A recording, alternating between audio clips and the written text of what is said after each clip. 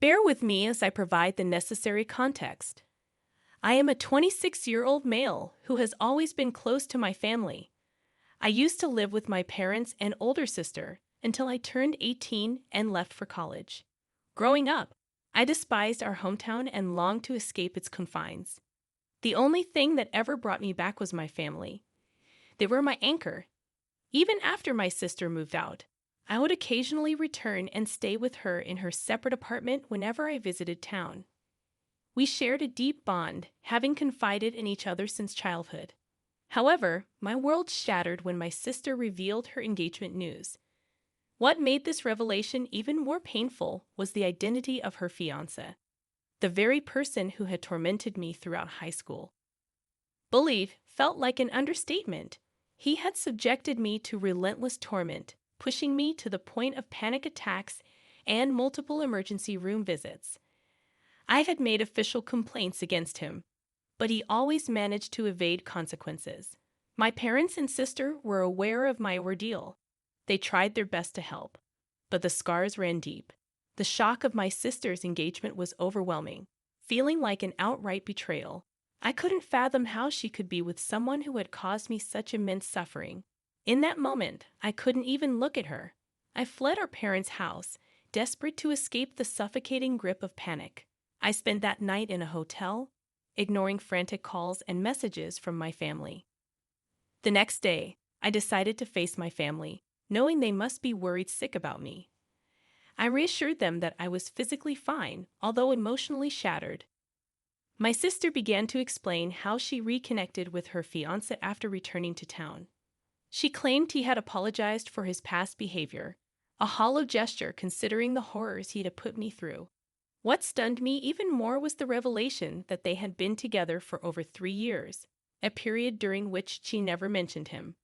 I felt a surge of betrayal as I realized she had shared her life with my tormentor while keeping me in the dark. When my parents expressed their disapproval, I felt a glimmer of hope that they would understand my pain. To my relief, they sided with me, questioning my sister's judgment. She grew defensive, urging us to move on from the past, a plea I found utterly absurd given the trauma he had inflicted on me. She expected me to tolerate his presence at family gatherings, but I couldn't. I bluntly told her she couldn't marry him, regardless of how irrational or stubborn I sounded. I found it unimaginable to accept him as a part of my family. When I confronted my sister, she adamantly refused to end her engagement, dismissing our conflict as a petty feud. Her words cut deep, especially considering she knew the extent of my suffering. Realizing I couldn't change her mind, I gave her a straightforward ultimatum. She had to choose between her fiancé and me. I couldn't bear to be a part of her life if she married him. She argued that my demand was unfair, professing her love for me. I acknowledged the truth in her words, but I simply couldn't fathom having that man in our lives. In the end, she chose him, tearfully explaining that she didn't want to make this choice, but felt compelled to. I told her I loved her, but declared that she would never see me again. I wished her well and walked away. Over the years, my parents kept me updated on her life events, including her wedding and the birth of my twin nephews. Despite my desire to meet the children, I couldn't bring myself to do so. Several years passed without any contact from my sister until one unexpected day when she called me. I picked up, concerned that something might be wrong. Strangely calm, she expressed her longing to reconnect. I admitted missing her too, but I reiterated my unwavering stance regarding her husband. She proposed that he would apologize if given a chance and insisted they both wanted me back in their lives. Despite my reservations, she urged me to meet my nephews. Caught in a whirlwind of conflicting emotions, I hesitated. Before I could respond, she revealed her immediate need for help babysitting the kids, emphasizing that I was her only reliable option. Feeling cornered, I questioned my reliability, as I had never even met her children. She assured me they were prepared to apologize and reconcile, emphasizing the importance of having their uncle in their lives. Feeling overwhelmed, I asked for time to think. I admitted my desire to meet my nephews, but expressed my discomfort with suddenly being entrusted to babysit kids I had never met before. I told her to give me space, promising to revisit the conversation later.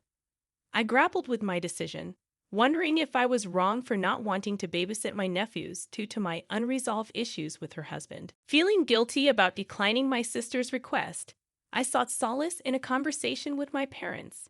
They reassured me that, while they accepted my sister and her kids, they couldn't embrace her husband into the family. Their support meant the world to me. Opening up to them about my dilemma, I expressed my remorse for not helping my sister. That's when they disclosed that she had recently lost her job, causing financial strain. It became clear they were struggling and needed a free babysitter, with me being the first choice. I inquired about her husband's situation and why he couldn't assist. My parents revealed he had never held a job for more than 3 months, and his family had cut ties due to fights. Oddly satisfying was the realization that my high school bully had become a non-contributing member of society. While my parents advised against babysitting, the final decision lay with me. Despite my initial determination to help, I wrestled with the fact that my sister only contacted me out of necessity. It felt incredibly selfish, making me wonder if her husband's influence was at play. The internal struggle persisted since her call, but ultimately, I knew I couldn't accept her offer. Summoning the courage, I called my sister to decline, even though I felt compelled to apologize. She questioned my refusal, prompting me to explain that being near her husband triggered painful memories. She grew upset, accusing me of dwelling in the past and being stubborn. I firmly told her she didn't know the whole story, emphasizing her lack of right to judge my decision. She coldly told me to stop whining about a little bullying and move on. I was seething with anger because she had witnessed my panic attacks caused by her husband. I confided in her about my suicide attempt, something our parents had kept from her because she was away at college at the time. After hearing the full extent of my pain, she was left speechless. I laid out the reasons why I couldn't be near him and accused her of being insensitive for forcing me into that situation. She promptly apologized, but it fell flat for me. I felt like her apology came too late. She should have supported me long before knowing the truth. Reminding her that she'd chosen her husband when I asked her to decide, I told her she needed to let me go. She couldn't have everything and everyone. I couldn't understand why she would marry such a horrible person after everything he had put me through. To me, both she and her husband were reprehensible. She should have stood by me, making her equally culpable. I commended our parents for standing by my side all this time. Now, shifting to our second story, my closest friend is getting married in Sicily this August with less than a year's notice. I was asked to be a bridesmaid, but I'm starting to feel unappreciated. Despite their wealth, my friend, who doesn't currently work, has invited people from all over the world. My little sister was uninvited due to guest list cuts. They chose a 5-star hotel for the venue, expecting guests to pay for their own accommodations from Thursday to Monday. Moreover, there's a Shabbat dinner, but the bridal party isn't invited because there's not enough space. When I raised concerns, the bride shrugged it off, saying it wasn't a priority for her fiancé, who cited the cost. She later posted about services being available at a price, making me question her appreciation for her guests' efforts. We wore our old gold jewelry and shoes. She didn't provide an itinerary or any planned events for the bridal party during the 5 days. This wedding was estimated to cost between $5,000 and $8,000 Canadian dollars, not to mention the week of unpaid time off work.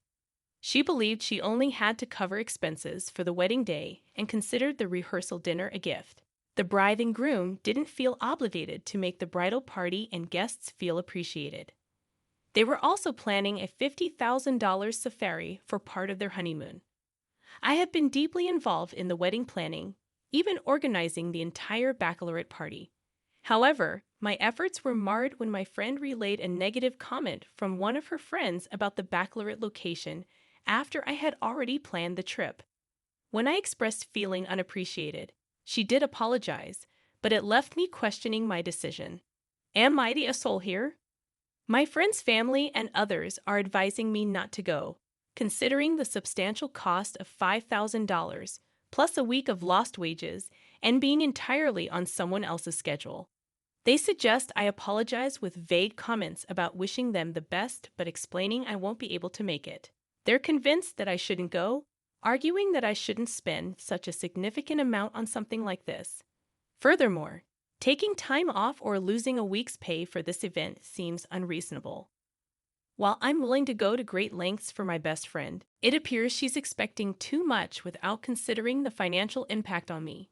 Hey, if you're enjoying this video so far, don't forget to hit the like button. Let's dive into our next story. I, a 31-year-old female, met Lisa, a 36-year-old female, in my accounting class, and we bonded as adult students. Lisa was severely behind on her homework due to a pipe break at her place. She and her 2 daughters had to shower at a hotel on weekends and make do with sink wash-offs during the week. Despite her challenging situation, she took on 7 classes this semester to graduate on time in May.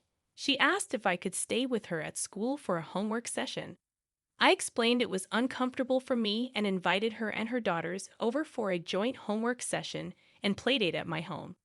She expressed her gratitude and said she would bring a pizza for the kids, planning to arrive at 6:30 p.m., excited to cook curry chicken and rice. I started preparing before her arrival.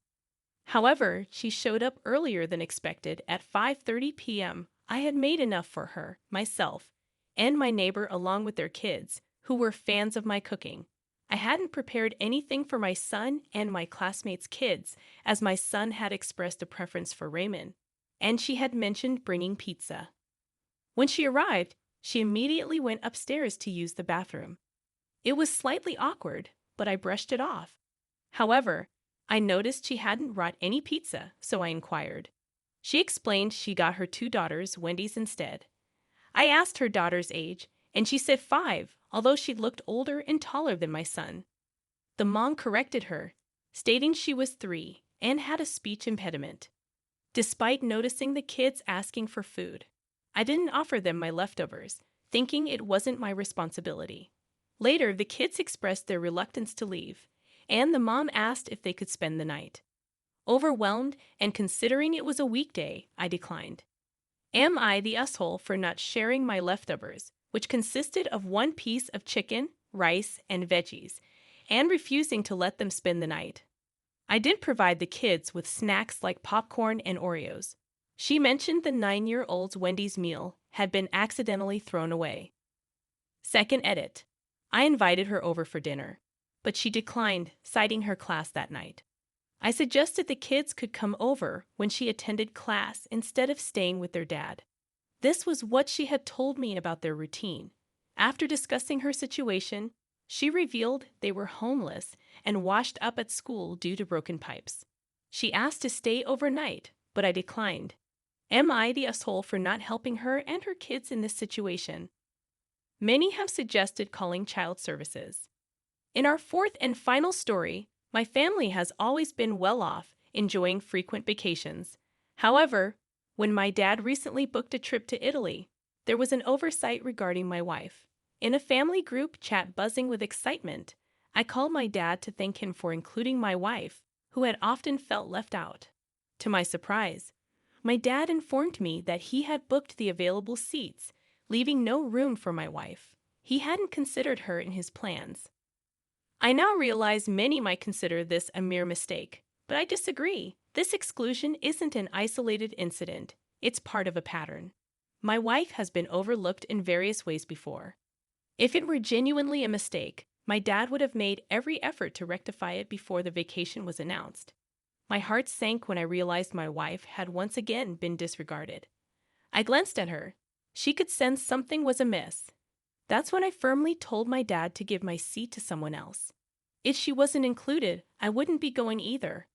In the past, I used to find ways to include my wife, but I was weary of always having to advocate for her. They never did this to my sister and her husband. They were always included as a couple. But when it came to my wife and me, we always had to find our own way in, as if we weren't taken seriously. I decided I wouldn't do that anymore. This time, I drew a hard line in the sand. This man had the audacity to suggest that my wife and I could book our own flight, and just meet them there. My response was a resounding no, and I hung up. Needless to say, my wife was in tears, upset but also relieved that I stood up for her. A couple of days passed, and my wife and I decided to embark on our own vacation to a more modest location, a large rental cabin with her family, who are incredibly supportive. When my family found out, they bombarded my phone with messages. My mom even called, telling me I was being unreasonable. According to her, it was just a simple mistake on my dad's part, and I could easily book a separate flight and plan an entirely different vacation with my wife.